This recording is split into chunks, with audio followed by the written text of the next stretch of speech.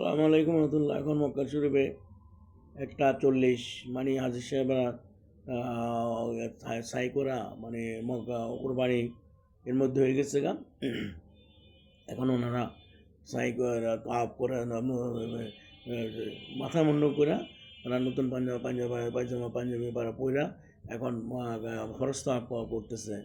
অনেকেই প্রস্তাব শেষ করছেন এবং প্রস্তাব করে এখন ওনারা আবার এর মধ্যে মাথা মুন্ডপ করে মাথা মুন্ড করে কোরবানি হওয়ার পরে পাঞ্জাবি পরে সাই করবে, তার মানে ফরস্তাব করে ওনারা এবার মক্কা বা হোটেলে অথবা বিভিন্ন অপেক্ষা করবেন। রাত্রেবেলা আবার ওনারা মিনার উদ্দেশ্যে রওনা দিবেন। কেন মিনা ওই যেটা মেজো জামানা এবং ছোটো জামানা, ছোটো সন্তান মেজো সন্তান ছোটো সন্তানকে করা কঙ্কর নিক্ষেপ করার জন্য। এই 2 দিন আর বাকি আছে। এই 2 দিন পরে ওনাদের মোটামুটি কার্যক্রম শেষ হবে। আজকে ফরস্তাবের মাধ্যমে মোটামুটি 3 দিনের কর্মসূচি শেষ হলো।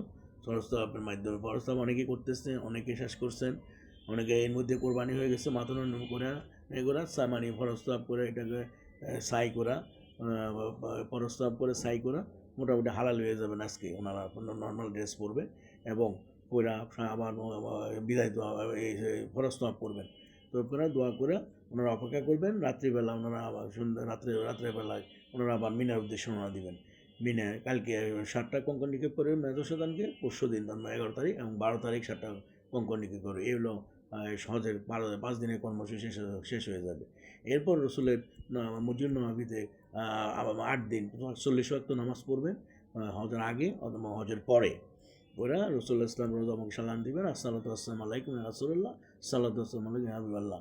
তারপর ওনারা আবার বিদায় দেওয়ার পরে যার যার দেশে গন্তব্যস্থলে বাংলাদেশ সবাই যার যার গন্তব্যস্থলে পৌঁছবেন। তো আমরা সবাই হাজিদের সুস্বাস্থ্য সাফল্য কামনা করি। আমরাও ওনাদের সাথে একাত্মতা ঘোষণা করি। আমার বাংলাদেশেও আগামীকালকে কোরবানি, সবাই সুস্থ সুন্দরভাবে কোরবানি করার তৌফিক দান করার জন্য মহান রব্বুল আলামিনকে হাজিদের মাধ্যমে দোয়া করতেছি এবং পাশাপাশি অগ্রিম ঈদ মোবারক জানিয়ে শেষ করছি। আসসালামু আলাইকুম ওয়া রাহমাতুল্লাহ। ধন্যবাদ।